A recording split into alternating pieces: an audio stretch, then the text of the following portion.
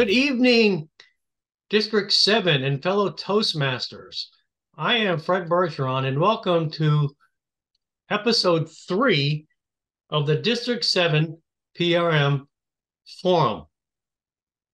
We have one guest, Ray Miller, who will be joining us in just a moment.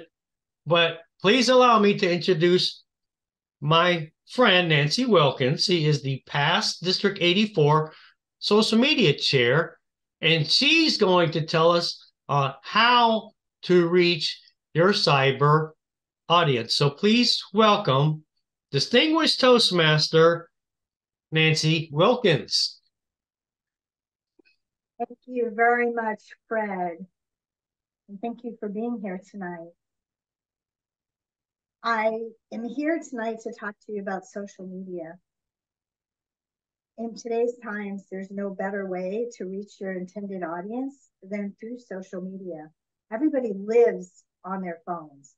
It's estimated that 37 billion people are on Facebook every day. 37 billion, that's with a B. And that's why it's even more important for you to make sure your club is on social media. I am not a professional social media expert. I learned what I know from attending Facebook seminars from Facebook directly, or by trial and error, and a lot of error over time as things happen. And you learn, and even when you make a mistake, you learn from it and go forward. So I want to share with you tonight the most important 3 things you can do. There's a lot to talk about Facebook, but there's 3 important things. And if you can learn these and bring these back to your club, it will make a difference. Let me start my slideshow. And while I have this up, if you have a question, you have to speak to me because I won't be able to see you while this is going on. Just don't be afraid to speak up. So how does Facebook work? Well, Facebook is a very complicated algorithm. It's almost like ChatGPT, except it pays attention to everything you do on the Facebook page, and it takes that information and then puts it into their algorithm to determine what it's going to show on Facebook and what it's not going to show. So the objective for us as people who post is to attract the algorithm's attention. So the algorithm thinks that our posts are very important and then starts sharing it with people everywhere. Yes, we need to fool the algorithm or make the algorithm pay attention to us because it will automatically share. And I'll elaborate that on how we go through this. So what 3 activities can help you reach your audience or me reach my audience? Because I'm a VP PR just like you. So I'm trying to be creative at the same time. The most important thing you can do is design your posts to attract your audience. So when you're creating your posts, think deeply about whether your post will catch the attention of your intended audience. The first thing you want to do is make sure that your posts attract attention. It's been tested, and you only have 3 to 4 seconds to capture your audience's attention as they're scrolling through Facebook on their phone. What is the first thing they're going to see about their post? You have to think about that because you want to have something there that will attract their attention and pull them in and make them stop and read your post. That means that you want to have an appealing picture. Definitely want a picture. The posts that are shared most often and that fool the algorithms most often are videos first. Videos are always, back up there. First one is live. If you go live on Facebook, that will override the algorithm and it will automatically push it out to the friends that are on Facebook of your audience. So if you want to attract their attention, when you put your posts together, You need it to be something that will catch their attention. So when they stop scrolling on your picture, that you keep them there because you want your post to attract them and make them want to stay and find out more information. If you put a picture on there or a video on there, it will catch the attention of the algorithm and start sharing. Putting just words probably won't catch many people's attention.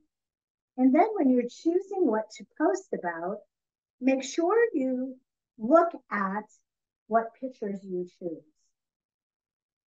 Honestly, I've seen some clubs put pictures of their members on their posts. Not sure that's a great idea because people won't look at people and say, oh, I want to go there.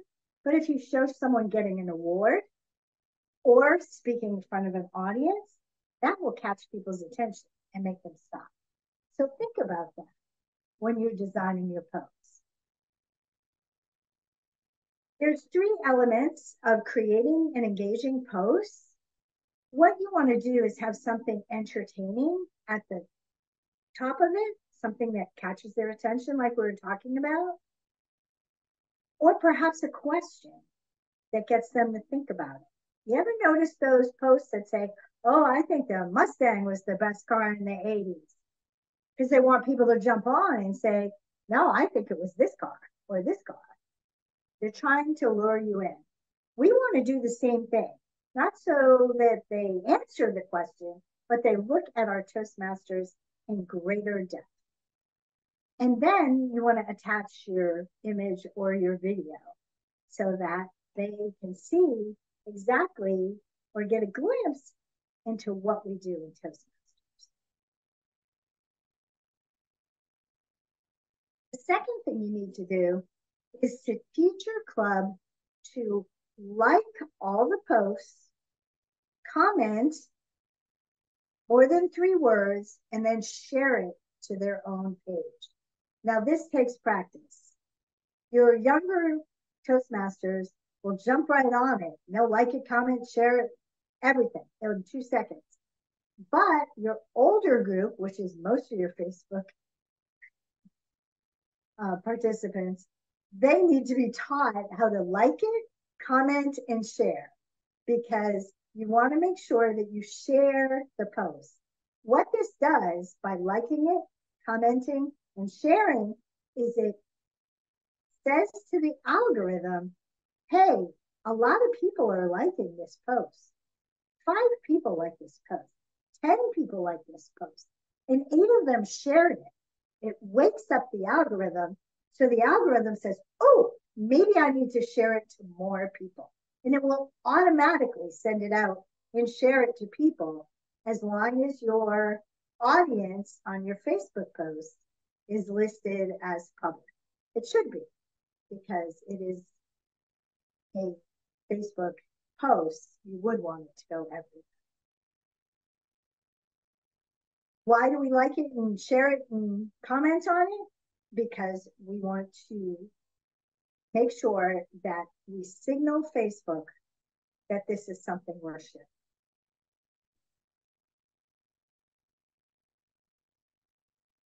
Our third thing I put here is post, post, post.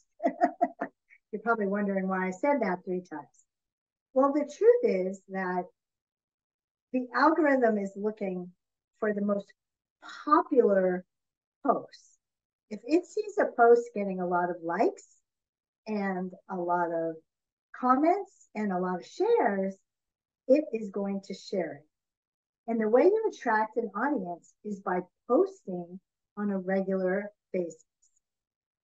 Posting once or twice a week, at least every week, nonstop, for weeks leading up to an event or for weeks in a row.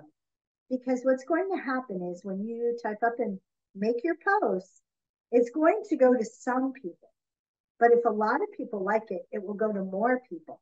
And if those people see your Toastmasters Club in their newsfeed over and over and over again, they're going to say, wait, maybe that's a sign. maybe I should check out Toastmasters. Honest, they're going to think it's a sign. So you want to make sure that you have your posts ready to go in a rhythmic pattern. You can go into the business section of Facebook where the VPPR should be watching for the results of their posts. And you can go and schedule your posts out for months in advance. You can take one day a month and post for the whole month, or you can post for the whole quarter. It depends how long you want to, how far apart you want to do your posts. It is time consuming to create the post, so it's completely your call how many. But I would encourage you to do it on a regular basis. Have it set up to be every 7 days or every 10 days or every 4 days, if that's what you do. Make sure that they're seeing your posts out there, because with this increased activity, Facebook again will say, wait a minute, that Toastmasters Club has been posting consistently. They must have something going on. And they'll automatically push it out to a new audience. And that's what you want to get the word out. And then you want to be sure that you watch the results of your posts. And that's one reason you might not want to go too far out on your post. One time I made a post that had a man standing next to a Corvette, and it was amazing how many men responded to that Corvette. A lot. Not many women. But when I put a post out there about speaking in front of a crowd, a lot of women responded. So you learn a lot by watching your insights and your analytics behind your Toastmasters Club. There's a lot to learn there. You'll also learn the age categories as to how many people are responding according to their age category to the post you put in. And that is really helpful because you can see whether you're reaching a large audience or are your posts just going to one age category. Earlier, I mentioned that Facebook is the place for older people to go, and it really is. I've been a guest speaker at a local high school, listening to them give their little speeches about the businesses they're going to open, and every single one of them said, we'll post on Facebook for the older crowd, and we'll post on Instagram for the younger crowd. So one thing you want to be sure with your Toastmasters Club is that your Instagram and your Facebook are linked. So once you post on Facebook, it automatically goes over to Instagram. And it's easy to do. It's just a little bit of coding. And then that way you just post one place and then both places will go. So posting on a rhythmic pattern regularly so that your audience sees the name of your club show in their newsfeed over and over and over again, you'll see that over time, you will end up getting more people visiting your club. Hopefully your club keeps track of where your visitors come from. That would be really helpful so you can see the fruit of your labor. But I would encourage you all to be designers, think outside the box, think of different things to post. Make sure you emphasize all the different skills that Toastmasters teach. It's really a great opportunity to get your club name out there. And then the last thing you want to do is make sure you monitor your posts and change them up. You don't want to keep running the same post over and over again, but you could perhaps come up with 24 or 48 different posts and post them over a year and switch it up every 2 years. You could do that. It's possible to do that. But you want to monitor how well your audience is receiving your posts. So if you're creative and you think of a different way to explain Toastmasters and catch everybody's attention, and you see good results from that, you want to carry that over to the next post. because if nobody looks at it, it doesn't do anybody any good. And then you'll learn what people like to see and what they don't like to see. The most important thing you can do is cause someone to think about why they would want to improve themselves. Because that's half the battle. If you find people who actually look at themselves and say, I want to grow and learn, and your Toastmasters card goes in front of their face, you might have yourself a new member. So think about what you're posting, schedule them regularly, and then monitor the results so you can tweak it as time goes on. Your goal is to get your Toastmasters Club name in front of as many people as possible because it's simply a numbers game. If enough people look at it, enough people will come check out your club. So play the numbers and post regularly and change things up so that it's interesting and it doesn't become repetitive.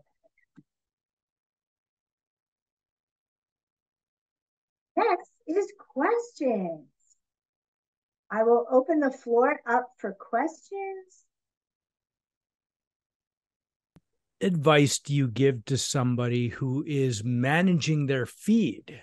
Because a lot of people don't think about liking and sharing and commenting on stuff, and they get frustrated when their feed starts becoming reactive. So what thoughts would you have about actively liking the things that you want to see in order to control that you will see more like that? Well, it's always a good idea to customize your feed, but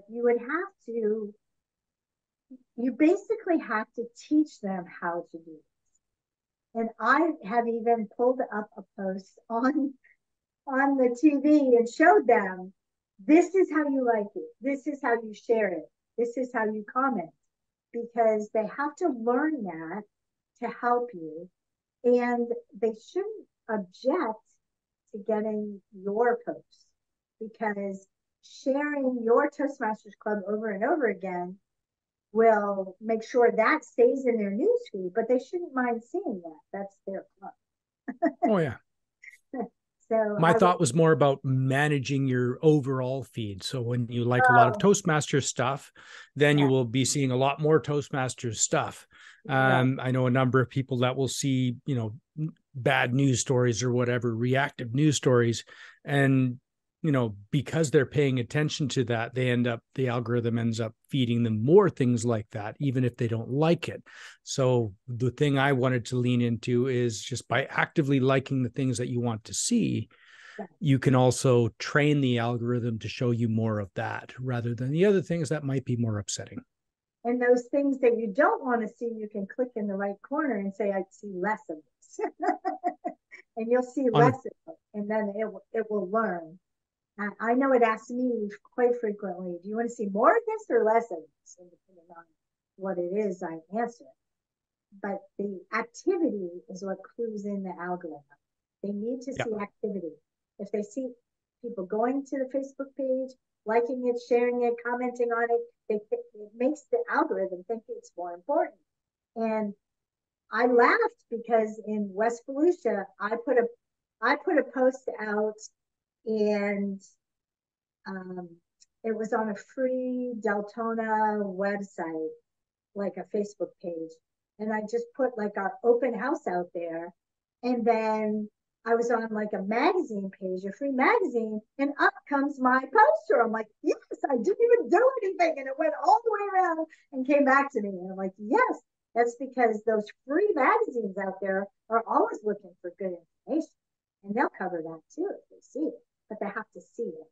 And I also encourage clubs to go on to any of the free Facebook pages that allow you to post, word of mouth Claremont, or word of mouth Daytona, or Daytona happenings, any free site that you can post your material out there, go ahead and do it.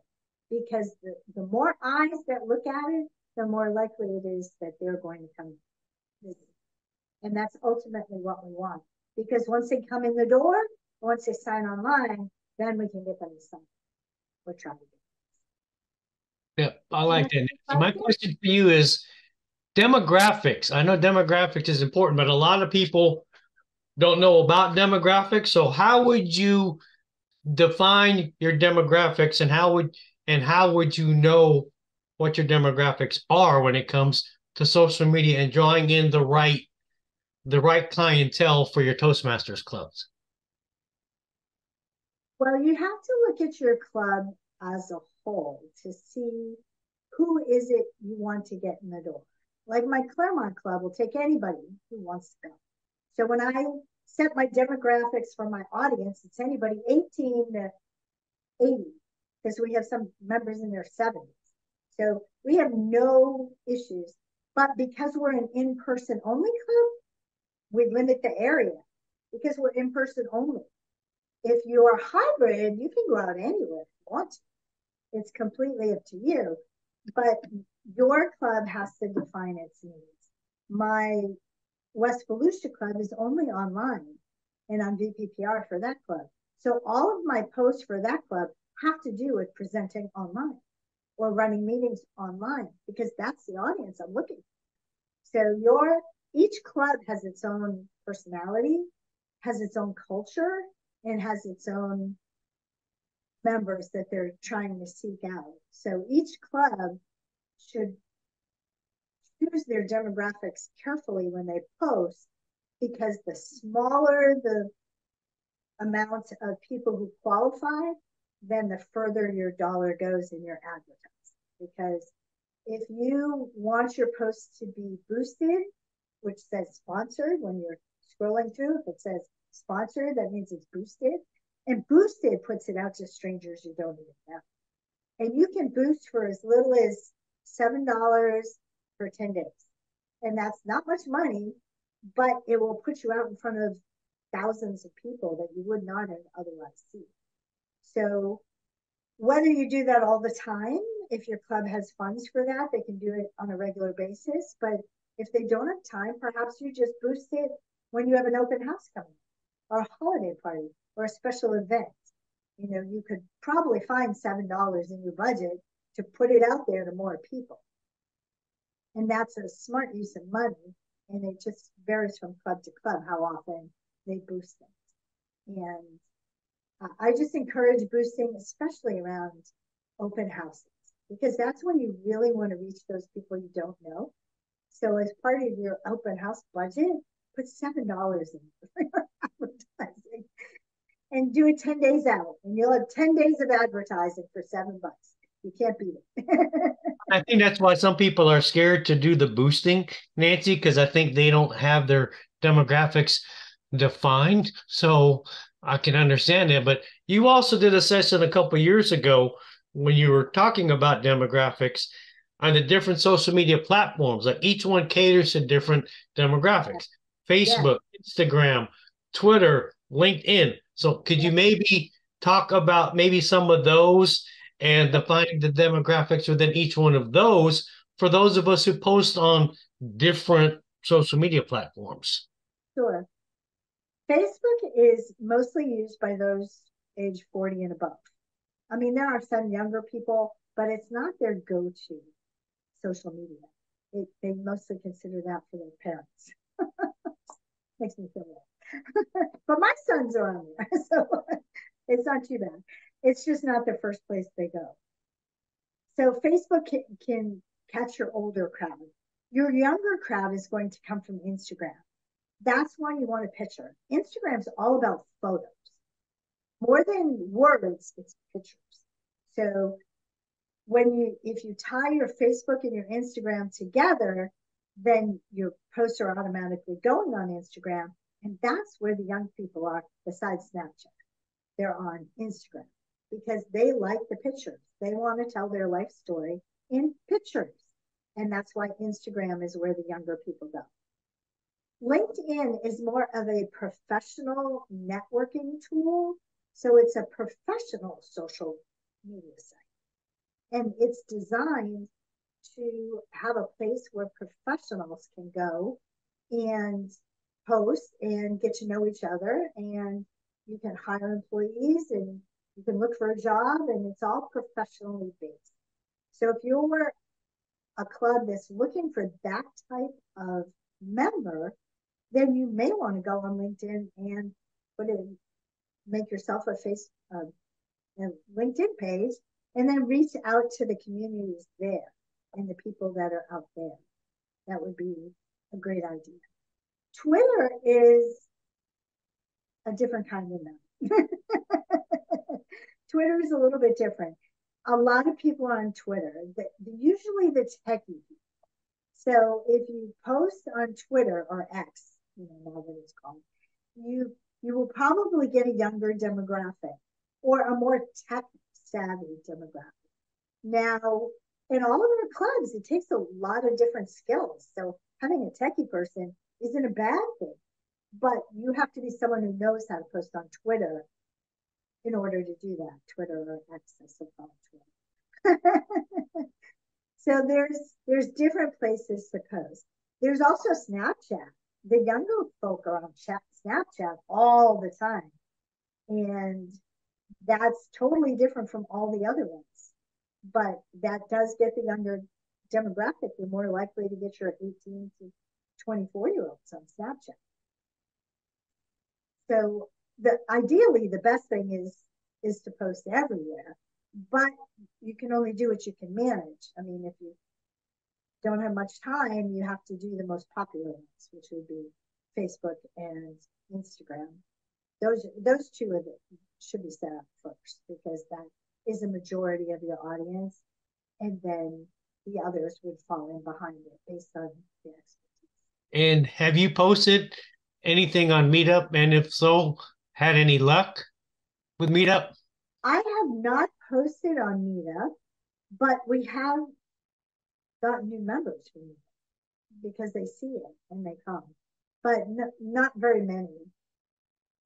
I think it could be utilized more. I just was never instructed on how to do it because I was a business owner. I still am a business owner. I frequently get invited to the Facebook instruction seminars that they give for owners because they want people to boost things. So they invite all the business owners and say, come learn about Facebook so you know how to boost. And they make no secrets about it. They say that's why they're teaching. Ray, do you have any other questions? Not really. This one, it covers up a lot of what I know about social media, and it's a good in-depth review into it. So that's the secret. Attractive posts that will reach your audience, post often, monitor and change it up. Keep posting. The hardest thing is doing it regularly. It's even hard for me if I don't sit down and take a day and make all my posts and schedule them out. But that's the best way to do it. So even if you can't do it now, strive to do it. So what you're saying, Nancy, is consistency is the key. Yes. Because I know with my home club I was telling you about earlier, I think that's and we haven't really studied the demographics, but the fact of the matter, like I said, we post twice a week. We meet weekly. We post a flyer announcing our meeting, and then we post our photos within the same week. And because we're consistently doing that, we were able to draw in members and pretty much get them to sign up, because we went from 9 members to 19 in a year and a half just from merely posting on Facebook, and we ended up getting President's Distinguished. I mean, not knowing anything about demographics, it was just a consistency that boosted our membership. Yes, and Facebook probably picked up on that and pushed it out to other people. Did you boost any of your posts, or did you just put them out there regularly? We didn't boost them. We could probably talk about that later.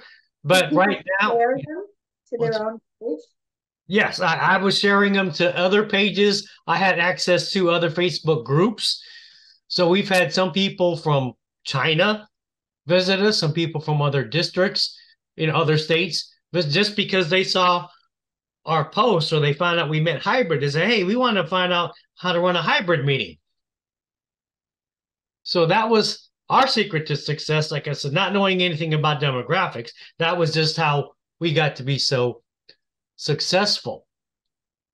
Right. That's good. That's great, Fred. Yeah. You basically did what I said to do. Gotcha. Just subconsciously. I guess that's the PRM in me too, in the photographer. Yes. Okay. So, Nancy, I think we're going to wrap it up here because Ray said he didn't have any more questions. So, my question to you is what final words of wisdom would you like to give our audience out there as we close this PRM forum tonight? I guess I would say that social media can really drive people to your club if you do those three things: engaging posts, post them often, and then change them up and monitor your results to see who's looking at them. Make sure you understand your analytics on the backside because it can help you make more informed decisions going forward as to what you're going to post. But I'm always here to help. If anybody has any questions, they can feel free to contact me at District 84 or through Fred, because Fred has my contact info. And I'm happy to help and answer any questions. And what is your email address if you want to give it a shout out, Nancy? Sure. It's my name, Nancy Wilkins, at me.com. Thank you, Nancy. And let's give Nancy a round of applause. Thank you for coming with this big time difference as well. We appreciate it. And I will send you the recording once everything is done. And everybody have a great night. But before we leave, I wanted to announce who our next guest is going to be and what it's going to be about. So you just heard Nancy Wilkins talk about connecting with your cyber audience.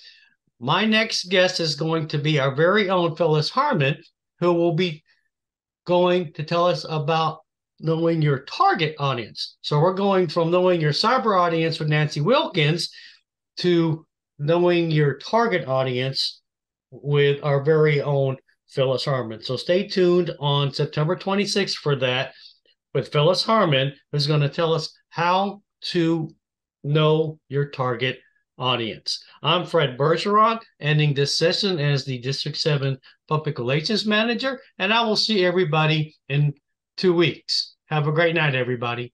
Bye-bye.